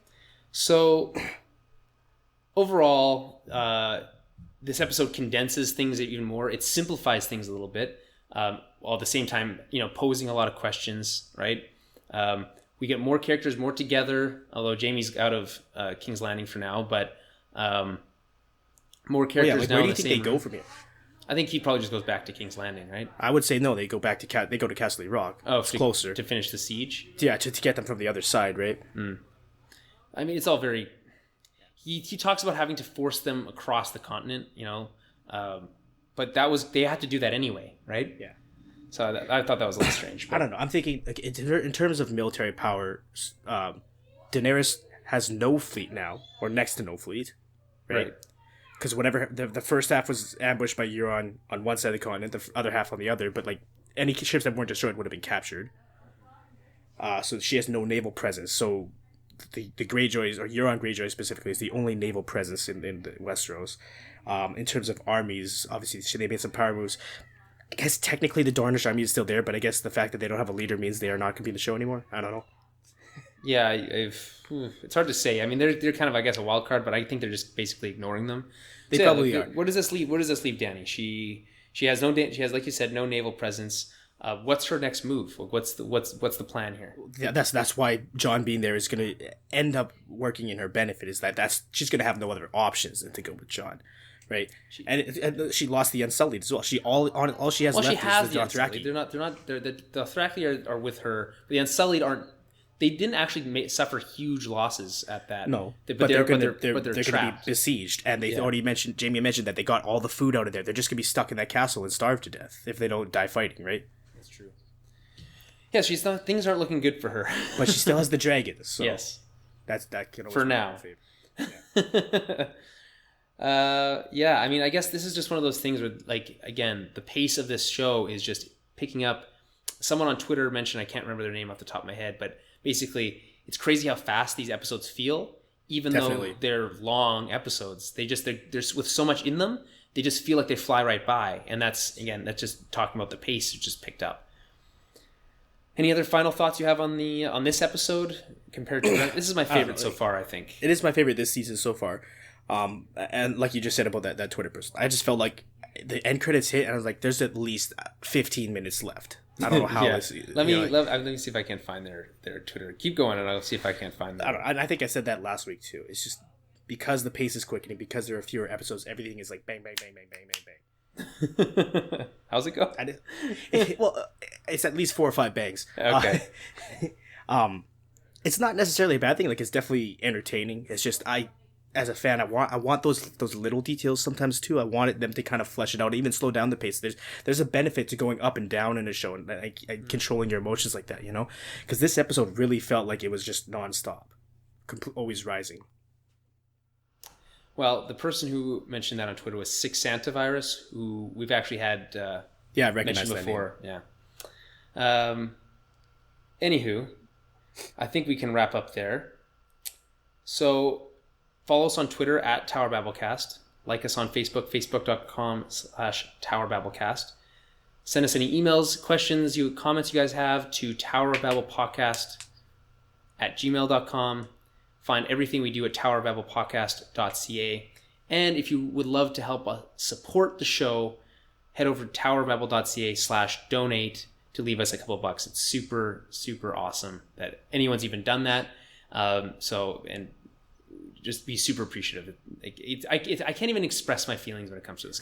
It's been very vindicating. I really do appreciate this. Mm-hmm. It's been like, yeah, this whole season. It sucks that we're only doing like there's only 7 episodes, right? Like it's like I would love to do another 10-episode season. It's crazy that like we got to this point and then like they're just gonna start condensing the seasons on us. I'm not happy about that. But we've been having a blast talking about it, and all these episodes have been way longer than some of ours in the past. So you guys are getting your money's worth, I think. So and we're talking about doing bonus episodes too and stuff like that. Like we have ideas. So. Yep, there's always ideas. If you have any ideas for us, again, send it in to us. We'd love to hear it. Anyway, we'll be back next week for Season 7, Episode 4, The Spoils of War. In the meantime, we'll talk to you then. See ya.